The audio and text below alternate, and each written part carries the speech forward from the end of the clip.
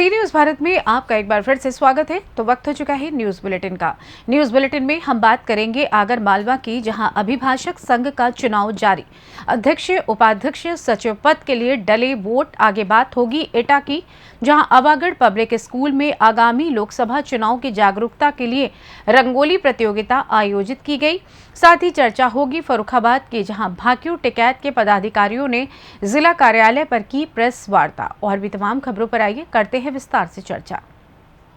खबर आगर मालवा से है। बता दें, जिला मुख्यालय स्थित नवीन जिला न्यायालय में अभिभाषक संघ के मतदान जारी है। ये मतदान अध्यक्ष, उपाध्यक्ष, सचिव, सह सचिव, कोषाध्यक्ष और पुस्तकालय प्रमुख के पद पर है, जिसके लिए अभिभाषक संघ के कुल 143 सदस्यों द्वारा वोट डाले जा रहे हैं। अब तक कुल 117 वोट से अधिक डल चुके हैं। यहाँ प्रक्रिया शाम 5 बजे से जारी रहेगी। इस चुनावी प्रक्रिया में चुनावी अधिकारी अख्तर हसन और सहायक चुनाव अधिकारी नरेंद्र सोनी को बनाया गया है। अध्यक्ष पद के लिए अभिभाषक सुरेंद्र कुमार मारू और अभिभाषक अरुण माथुर आमने सामने हैं। वहीं उपाध्यक्ष पद के लिए अंजू चौबे, नारायण बुढ़ाना और नंद किशोर चौहान के बीच मुकाबला है। सचिव पद के लिए मनीष कुमार शर्मा और देवेंद्र कोठारी चुनावी मैदान में हैं। इसके साथ ही सह सचिव पद पर अभिभाषक शरद सोनी और पुस्तकालय प्रमुख पद के लिए राजेश नागदिया और कोषाध्यक्ष पद के लिए अभिभाषक शांतिलाल जैन निर्विरोध चुने गए हैं। अधिवक्ता संघ आगर का चुनाव हो रहा है आज, और उसमें अध्यक्ष पद का उम्मीदवार मैं हूँ। उपाध्यक्ष पद के सुश्री अंजू चौबे हैं। सचिव के लिए देवेंद्र कोठारी जी हैं और सह सचिव निर्विरोध हुए हैं शरद सोनी। हम चारों मिलके, हमारी पैनल मिलके अधिवक्ता साथियों की जो भी समस्याएं हैं उनका हम निराकरण करेंगे और भविष्य में इस बार को ऐसी बनाएंगे। कुल 143 मतदाता हैं, जिसमें से 4 एब्सेंट हैं और 139 वोट गिरेंगे। अगर अभिभाषक संघ का चुनाव लगभग ये मान के चलिए 7-8 साल में हो रहा है। कई बार प्रयत्न करने के बाद में भी चुनाव बार काउंसिल ने समय पे नहीं करवाए, और जब अति हो गई तब जाकर के ये चुनाव हुआ है। इस चुनाव में अध्यक्ष, उपाध्यक्ष, सचिव, सह सचिव, कोषाध्यक्ष और लाइब्रेरियन ये पद है, जिसमें से लाइब्रेरियन, सह सचिव और कोषाध्यक्ष का किसी ने फार्म नहीं भरा, निर्विरोध हो गया। अब जो फाइट है वो है अध्यक्ष, उपाध्यक्ष और सचिव की फाइट है। अध्यक्ष के लिए 2 उम्मीदवार हैं। एक उम्मीदवार है सुरेंद्र कुमार मारू और एक है अरुण कुमार माथुर। और सचिव पद के लिए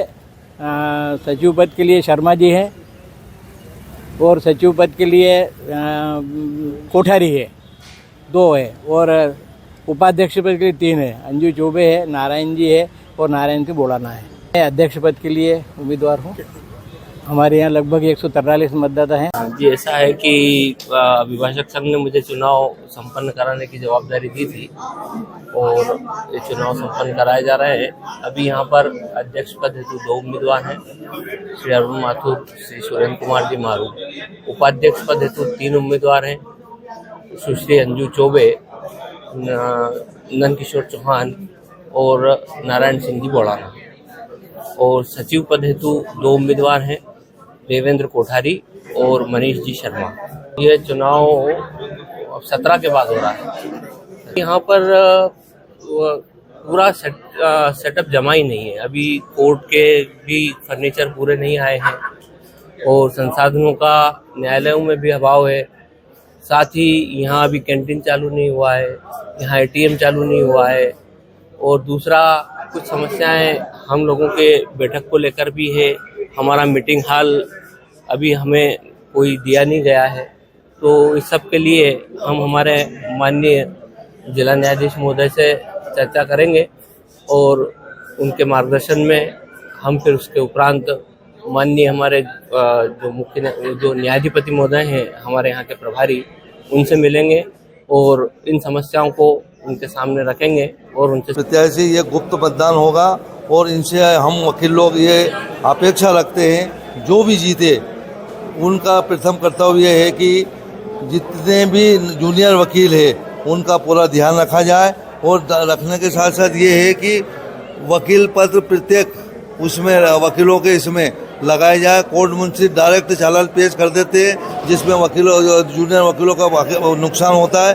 और दूसरा, प्रत्येक जो पेशी कोर्ट मुंशी हर 6 महीने में बदला जाए क्योंकि किसी भी एक का वकील का बल्कि रह जाता है, वो जो भी जीत के जाए उनका पूरा ध्यान रखा जाए कि बाबू लोगों को हिदायत दी जाए, अफसर लोगों को ये कहा जाए कि वकीलों का पूरा ध्यान रखते हुए काम करें। यही हमारा अपेक्षा है, यही हमारा निवेदन है। आगर मालवा से सी न्यूज़ संवाददाता अर्श अहमद कुरैशी की रिपोर्ट।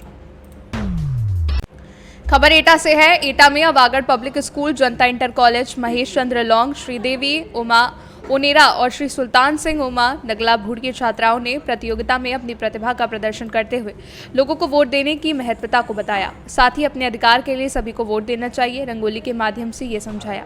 अब आगर पब्लिक स्कूल से कक्षा 12 तक की छात्राओं में गौरवी सिंह, दीक्षा, विशाखा, सहजल ने प्रथम स्थान, कक्षा 10 की छात्राओं में कुमकुम, समीक्षा, मानवी, सुभांशी ने द्वितीय स्थान प्राप्त किया और जनता इंटर कॉलेज वागड़ की छात्रा कक्षा 10 से वैष्णवी गुप्ता, प्रिया, कक्षा 12 से शिवानी, अनामिका ने तीसरा स्थान प्राप्त किया।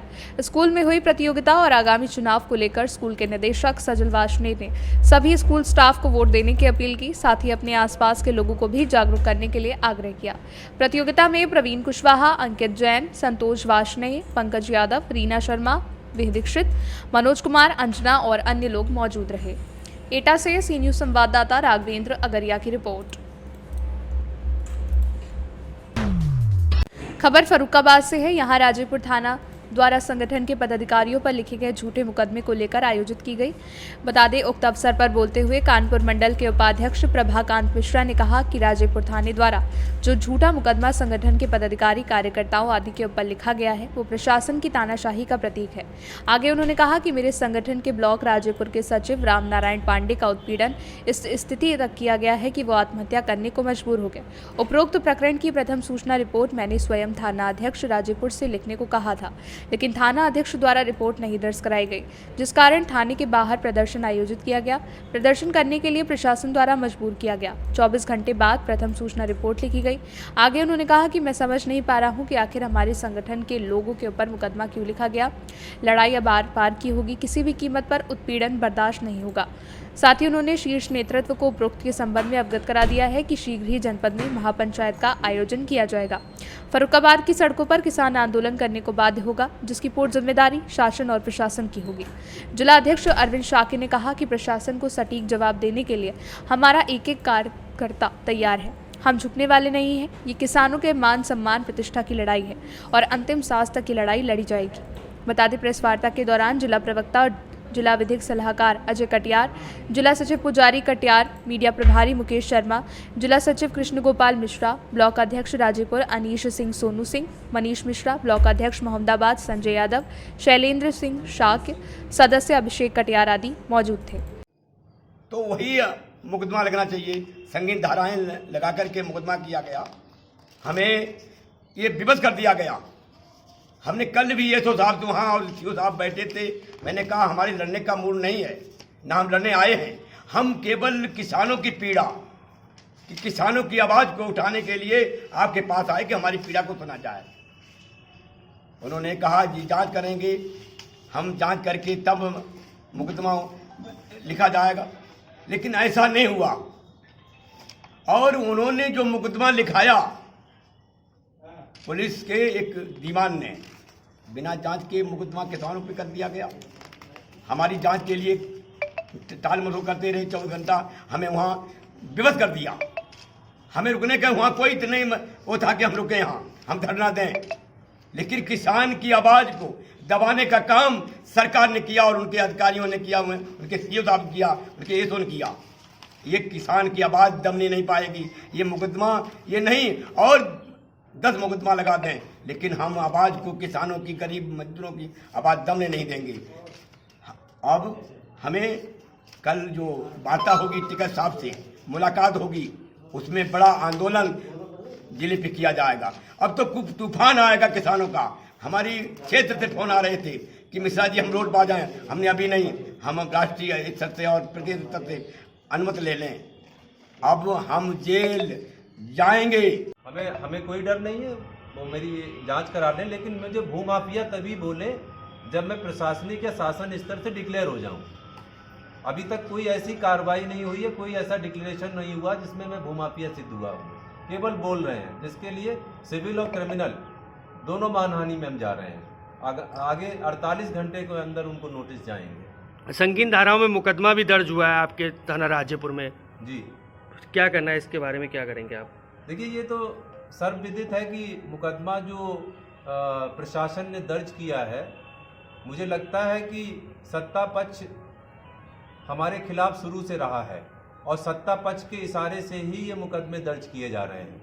हमें तोड़ने और भारतीय किसान यूनियन टिकैत को जनपद फर्रुखाबाद का अस्तित्व खत्म करने की साजिश रची जा रही है। स्पष्ट मैं आपको कहना चाहता हूँ, मुकदमे से, जैसा कि हमारे उपाध्यक्ष जी ने कहा है कि मुकदमे से हम डरने वाले नहीं हैं। फर्रुखाबाद से सी न्यूज़ संवाददाता आदेश की रिपोर्ट। खबर खंडवा से है। यहाँ गणगौर माता जी को एक दिन के लिए मेहमान बनाकर लाया गया। जोड़े जीमा ने जी के साथ नाच गाने और झालरियों का सिलसिला जारी। तीर्थ क्षेत्र के शिवपुरी, ब्रह्मपुरी, विष्णुपुरी में पंडित रामचंद्र परसाई, गजानन गिरी और पंडित अक्षत दुबे के निवास पर बाड़ी बोई गई। माता को मन्नत अनुसार बोड़ा कर लाने वाले परिवार द्वारा ज्वारों को स्नान, पूजन और भंडारे का आयोजन किया जा रहा है। महिलाएं बगीचे पाती लेने दूल्हा दुल्हन के रूप में पहुंची। नगर परिषद पुलिस प्रशासन द्वारा माकूल व्यवस्थाओं के इंतजाम किए गए हैं। महानिर्वाणी अखाड़े के महंत कैलाश भारती द्वारा परंपरागत अनुसार सभी रथों की पूजा अर्चना की गई। 13 अप्रैल शनिवार शाम को नाविक संघ द्वारा माता को एक दिन के लिए नर्मदा तट से बोड़ा कर ले जाया जाएगा। पूजन, अभिषेक, भंडारे के बाद 14 अप्रैल को नर्मदा की मध्य धार में ज्वारों का विसर्जन कर विदाई दी जाएगी। 10 दिवसीय गणगौर को लेकर निर्माण क्षेत्र में चारों ओर धूम मची है। लोकगीत, झालरियां गूंज रहे हैं। ओमकारेश्वर में और बल्कि निमाड़ का ये पारंपरिक त्यौहार बड़े ही धूमधाम से मनाया जाता है। आज हमारे यहाँ ओमकारेश्वर में ब्रह्मपुरी, विष्णुपुरी और शिवपुरी तीनों स्थानों की गणगौर माताएं को बड़े उत्साह से पूजन यजन किया गया और आज पावनी बना करके यानी मेहमान के तौर पर रोका गया। आज भोजन भंडारे के साथ में और बड़े उत्साह के साथ में धार्मिक आयोजन होंगे। साथ ही नवरात्रा उत्सव भी अभी चल रहा है। आज पंचम दिवस है, आज स्कंद माता का दिवस है और 9 दिन पूरे होंगे। आज गणगौर माता को पावनी बना करके और बड़े उत्साह से पूजन होगा, यजन होगा। इसके बाद में उनको विदाई होगी। खंडवा से सी न्यूज़ संवाददाता ललित दुबे की रिपोर्ट। खबर मथुरा से है। यहाँ मुख्य चिकित्सा अधीक्षक मुकुंद बंसल जिला अस्पताल की स्वास्थ्य सेवाओं को पलीता लगा रहे हैं। मरीज के परिवार वाले ही मरीज को ले जाने में वार्ड में भर्ती करने का कार्य कर रहे हैं। डॉक्टर और वार्ड बॉय इधर से उधर मरीज को टहला देते हैं और वार्ड बॉय खुद इधर उधर टहलते रहते हैं। मरीज के परिवार वाले ही मरीज की देखभाल करते हैं। न डॉक्टर कोई ध्यान देता है, न जिला अस्पताल के किसी कर्मचारी का मरीज के परिवार वाले मरीज की देखभाल करते हैं।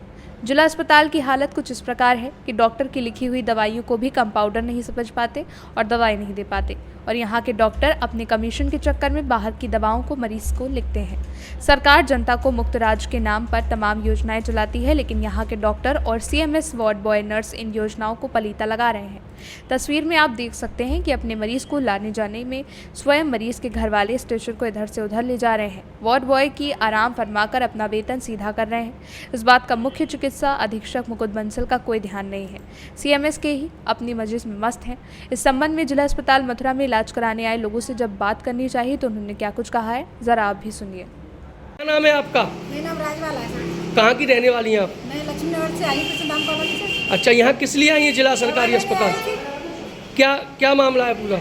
मेरे बेटे के चरम रोग की शिकायत हो गई थी, मुँह पर फुंसियासी हो गई। डॉक्टर साहब ने पर्चा लेकर आई है मेडिकल में, तुरंत मना कर दिया कि ये हमारी समझ में नहीं आ रहा है, उधर जाओ जन सेवा केंद्र पर। अच्छा, उन्होंने भी बोल दिया कि हमारी समझ में नहीं आ रहा है, ये उनसे 25 नंबर से दवा लो। फिर आई तो उन्होंने फिर वापस कर दिया। फिर दोबारा डॉक्टर साहब के पास आई तो वहाँ में ले ली हो। अच्छा, अभी यहाँ सीओ में पास गई थी तो उन्होंने दूसरे डॉक्टर साहब ने पर्चा बना दिया ना, इनसे भी दवा नहीं दी। उन्होंने बोल दिया कि ये पर्चा दोबारा दूसरे पर्चे पर लिखवा के लाओ, मेरी समझ में नहीं आ रही है। अच्छा, तो यहाँ पर आपको किस तरह से चक्कर लगवाए जा रहे हैं? 6-7 चक्कर लगा दी सर मुझे, अभी दवा तक नहीं दी और बोल दिया कि हमारे यहाँ ये दवा लिखी है जो है ही नहीं। ये बात किसने कहा? मेडिकल वाला ने। अच्छा, यहाँ पर जो लड़के ट्रेनिंग पर हैं वो कैसे काम कर रहे हैं? पता नहीं सर कैसे काम कर रहे हैं, किसी को दवा ढंग से दे ही नहीं रहे। अच्छा, तुम यहाँ जिला अस्पताल में आए हो, किस लिए आए हो? ये इलाज के लिए है। फिर इलाज क्यों नहीं करा रहे हो? तो मतलब इलाज इसलिए नहीं करा पा रहे हैं कि यानी ये देखते ही नहीं मरीज को। कौन नहीं देखता है? जो यहाँ पे बैठे हुए हैं जो डॉक्टर वगैरह। हाँ, डॉक्टर नहीं देखते। हाँ। इसकी शिकायत तुमने डॉक्टरों से की? हमारे पास कहाँ मजदूर आदमी कितना कहाँ भागता रहेगा। कितने दिनों से दौड़ रहे हो तुम जिला अस्पताल में?